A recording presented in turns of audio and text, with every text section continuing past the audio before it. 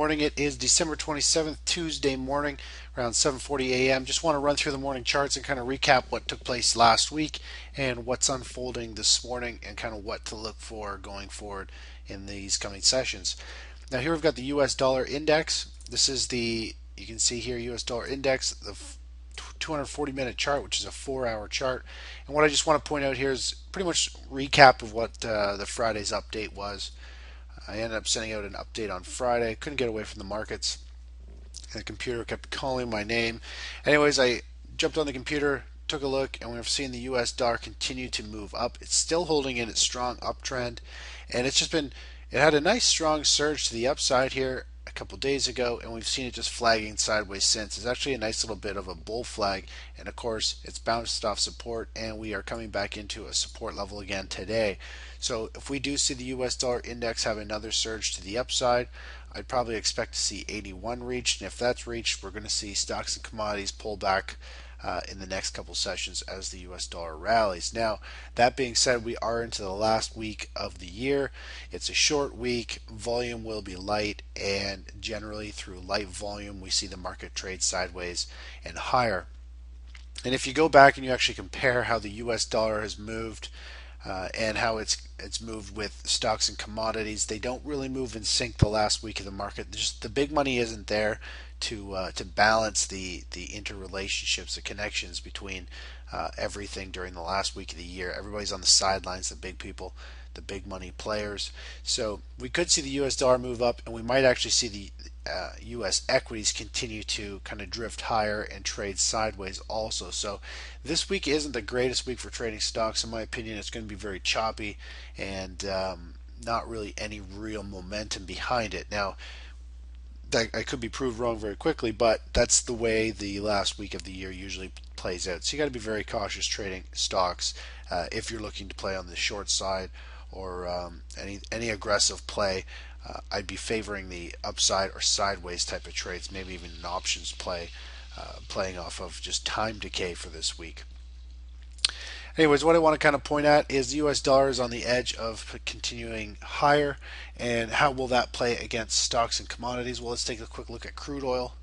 Crude oil on Friday, I pointed out, to me actually looks like the best play for going into the last week of the year. And this is the daily chart, and what you can see here is we've actually had a pretty steep correction. Depending how you want to look at it, it looks as though we've almost put in a double bottom here, and it's come up. We might be forming a cup and handle. We'll see how that plays out, but overall, if we just zoom in a little bit, you can see the price action. We had a move up, and then it started to lose momentum. We saw a little downdraft here with some strong volume, sideways chop, and then a couple solid selling days in crude oil. Since then, we've seen a little bit of a pop back up on light volume, and it's just kind of trading under resistance. Now overall, to me, this with the US dollar looking ready to have another move up and crude oil trading up at resistance, I wouldn't be surprised if we see crude oil move down to the 91 area, which will actually fall right into a nice support zone from back here, a previous consolidation. And of course, it would run these stops. So as soon as the price breaks below this level here, we're going to see stops get run, and that's what the market does. The market usually makes lower lows and then bounces and makes a lower high and then makes another lower low. So that would fall right in line with a nice move up in the US dollar. It would flush out the stops in crude oil, and it would fall right down. It would settle into a nice support zone where there's previous congestion for crude oil. So that's kind of what I'm looking for going forward, and we'll just see if that will play out this week. Taking a look at gold and silver. Here's the gold and silver chart. Again, this is the 4-hour chart, and more or less I'm zoomed out quite a bit. You can see I'm zoomed out several months along the bottom. Overall, gold has continued to move its way down, and this pattern here doesn't really look all that bullish at this time. It was forming a mini bear flag, and then it kind of hooked up, which is normal for gold. Usually you'll see gold just kind of continue to run up. It's just because there's so many people buying gold and so many people addicted to buying gold that they think every major pullback can be bought and that it won't head lower. But if we see the US dollar continue higher going into this new year, we're going to see a lot of pressure on gold and silver and equities, and I just don't see the play of getting in long yet. Right now, we're still seeing gold continue to pull back. Let me just zoom in a little bit more. Oops. Continues to sell back. We'll see if it can grab some support today or in this week. It is coming down into a support zone here where it's had some previous congestion. Of course, we're on holiday season here, so we had strong volume selling, and more or less we've got a very light volume kind of bounce and drift sideways. So very tough to trade a market with light volume. You don't really see any conviction behind any moves, and unless there is big volume, you can't really be confirmed that any breakout to the upside or the downside are actually real unless you see volume. So what this chart is just showing us is simply sellers are still in control of gold, and right now it's just having a drift and trading sideways with just very light volume, and technically the charts point that we'll continue to see gold go lower. Now looking at the silver chart, it's pretty much in the same boat. Silver obviously a lot more volatile than gold, but overall, if I was just to take a quick look at this chart, you can see silver's trading back down at a key support zone. If you carried this line all the way across, you can see how major this support level is, and if this is broken, then technically looking at the chart, if we were to zoom out a little bit farther, there's potential for silver to go all the way down to the $21 an ounce. Let me just zoom back a little bit. If you were to just take this pattern and kind of crunch it down a bit, the measured move here would simply be strong downdraft, pause, and then the next downdraft goes down to about the 21 level, and that is a pretty significant drop from where we are. Be very cautious. Selling is still in control. You can see the high selling volume. Pretty much all the big spikes across here in the past have been selling, and you have to be very cautious that there is some serious distribution going on in silver here. So if the economy is going to slow down, silver is very industrial. We're going to see silver pull back extremely sharp. If the US dollar rallies, we're going to see silver most likely pull back. And so to me, I'm not that bullish on silver here. I think it's got quite a bit more downside to go. But again, it is holding a major support zone right here. It's been floating there for about for a few weeks, and it's trying to hold up. And going into holiday season, we're not really seeing money move into precious metals right now. We're just seeing it, both of them, gold and silver, trade sideways. So it might just continue to trade sideways into January, and then from there we will see volatility pick up, and we could see either a strong bounce or sell off depending on what goes on in the economy, the news that hits the wires, and what the US dollar is doing. Now, taking a quick look at just pull up the VIX index here. This is the 4-hour chart of the VIX, and one quick reason why I use the 4-hour chart is the 4-hour chart allows us to see the intraday price action, the price swings and patterns within the day, but also allows us to zoom out and see more or less the whole picture, just like we're looking at the daily chart. So it's almost like looking at a hybrid daily chart, and I find it works phenomenal for finding large patterns and really helping time moves, because remember, each candle is 4 hours, so it really just allows you to see large patterns unfold as opposed to just a daily chart, and you can really get a lot more price action and time your plays much better with a 4-hour chart. Now what I just want to show here is the volatility index. Of course, it has been sinking since more or less November, and that's because it pretty much looks forward in the market 30 days, and of course in November when it started to drop down, it's looking forward and it's seeing all the holiday season and New Year's, and just everybody usually takes a week or so to get back into the markets in January. So looking forward, the market was just saying, we're probably not going to see big money move into the market for probably a month, and it's drifted down quite substantially. It's had a pretty nice run in the last couple weeks. Overall, if you were to go back a couple more weeks, it's had a pretty nice extended run to the downside, and it is coming down into a key support zone down into here. So I wouldn't be surprised if soon we see a nice jump in the volatility index, and I got a feeling that's going to happen come January. and we'll see the markets correct a little bit here. But what I want to show here, the main thing is simply the length of the correction. You look at these extended pullbacks, pretty much any of these extended pullbacks, they're roughly, give or take, around the same length, and you can see where we are now with this one. So just naturally, it's saying we're probably going to see volatility start to pick up a little bit. Now that the holiday is over, we'll most likely see volatility pick up naturally. It might not affect the stock market. Again, this is the last week of the year, and a lot of times you'll see the VIX actually move up, but you won't see stocks move down. It's very similar to how it affects the US dollar.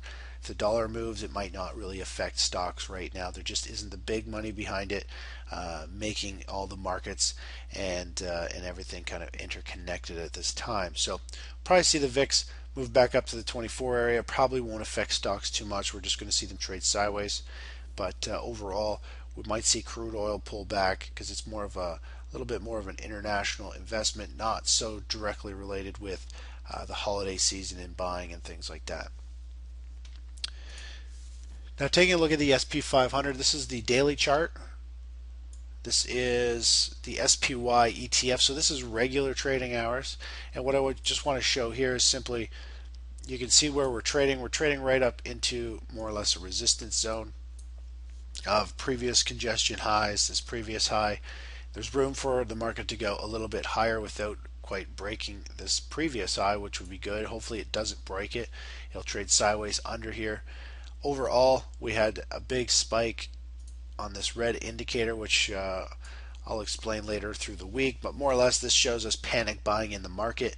And if you line that up to where that took place, that was right on this green candle.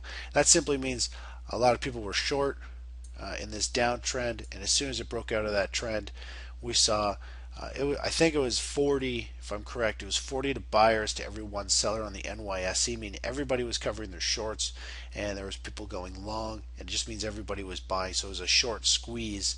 And the question is, after a short squeeze in a downtrend, does it just reverse sharply and continue to head down, or does it actually turn into a reversal and see the drift up? Now I pointed to everybody that it was the holiday week. Most likely we're going to see it just drift up into Christmas, and that's exactly what we did. We saw it continue to see it move up, and now it's trading up in resistance. It's had a very nice move in the last week, and of course it's in resistance. I wouldn't be surprised if it kind of just chops sideways here for a little bit, and then from there we'll see if it actually breaks to the upside and has a run, or if it actually rolls over and continues to pick up speed and comes back down and possibly even goes much lower. So that's kind of where we stand in the grand picture. Taking a look at the intraday chart, you can see where we stand on the SPY. The price action here, I actually like this. Is very bearish price action. You see this kind of, let me just grab, there we go. You see this kind of move up, and you see this kind of rising wedge, and of course it's going right into a resistance zone of previous highs. And of course, as price action gets narrower and narrower, and it just continues to run and get extended up, up, up, especially when it hits a resistance zone and you see overall volume declining, that's a sign that we're probably getting close to an end. We'll maybe see a final pop in price. Usually it's called a blow off top, and then you'll see a very sharp reversal to the downside, and it'll pick up speed and start to work its way down, similar to, a nice rough kind of pullback like that, where it's very volatile. The bulls and bears are struggling. I don't think it'll be that volatile going into, again, Christmas week. I think we'll see it just kind of tinker around somewhere up here, possibly make some lower lows or make a higher high and a lower low, really kind of start to create a broadening effect, meaning it's weakening and there's uncertainty, and then from there we could see prices break down later next week. And of course there will be a natural support level connecting these bottoms here. So there'll be a support level around the 123.75 area probably, if we come down there in the next week or so. So it's kind of what I see for precious, or for stocks. I think this week is going to just be a topping process and really just kind of eating up the rest of the buyers, and then I think the market's going to get stepped on and we'll see it unfold and pull back later maybe at the end of this week, but probably in January. And we'll be looking for a setup to go long or short. Right now, I'm still looking for a short play. We have yet to really break out and start a major run to the upside here. Now, one other thing I quickly wanted to show. This is the SP 500 futures, and I know a lot of subscribers day trade and stuff. I just kind of want to point out one pattern here, a time pattern that is very important in the market. Usually, as a day trader, not that this is a day trading service, but all these little things help with timing a swing trader to help time your entry and exits and profit taking levels in the market. Now, what I want to show here is usually in the morning at 9:30 to 9:45, you'll usually see some type of shakeout in the market. Usually, you don't want to trade until 9:45 passes. After that, usually you'll see the first major run for the day. Usually, you'll see a run into 10, and then you'll see a run into 11. Usually, after a run, you'll see some type of pullback, and then you'll see a run into 11. You might get a pause and you get a final squeeze, usually into 11:30, 12 o'clock. Now, this chart here, the day didn't actually top out until about 12:30, which is a little longer than normal. But overall, you got to remember there's a shakeout in the morning. You'll get a run usually till 11:30. 11:30, the volume starts to dry right off, and anything could happen from there. You usually want to be cautious. Usually, you get a sideways market from there on in. It was extended to 12:30, so I'll just continue this line up. And then through the afternoon, you see light volume pullback. You can see how there's no volume. And then usually the last hour to 30 minutes, usually you'll see whatever the morning trend was, usually see it continue up. So it's very important to know these things simply because if you're swing trading and you're in a play and it's moved very sharply in your favor, generally you're going to start looking to take partial profits around 11:30. You start marking, saying, okay, well, if it drops below, say, this low, that's where I'm going to put my stop. Then once it makes another pivot low and shoots higher, you move it up. And then once it makes another leg higher, you'll move it up. And eventually you'll hold your position, and either you'll make it into the end and get the squeeze, or you might end up just continuing to rise your stop until you choke out for the day, and then you might try and catch an end of day surge or something. So very important to just know these patterns. Now, in a downtrend, if I was to just skip forward and just kind of draw it, usually in the morning you'll actually see the market have a strong move up into 9:45, and then you'll see a very strong sell-off in the morning till around 11:30, and then from there you'll see the market just kind of fade and kind of regain some of the drop, and it'll all be on light volume, of course, and then you'll see an end of day sell-off. So that's usually the patterns you want to look for. Usually 11:30 is the end of the first move. Usually around 2:30, 3 o'clock is when the next move starts to pick up, and you'll see volume start to ramp up. So very important to know those things. It just helps with timing for swing trading, and of course if you do any day trading, it's important to know those prices. It's this first shakeout you got to be very cautious for. Usually after 9:45, little tip that I do is I usually take the 9:45 high, whatever the high was for the day, and the low for the day. After 9:45, you draw the high and the low, and then as soon as it breaks the high or the low, usually that's the trend for the day, and you'll play the uptrend and try and catch it. Or if it breaks to the downside, breaks the 9:45 low, then you would short, and you can see it sell off into 11:30. So those little things kind of help out, and I think it's important just to know those simple time frames. Anyways, that's all for now, and I'll talk to you in a little bit. Bye bye.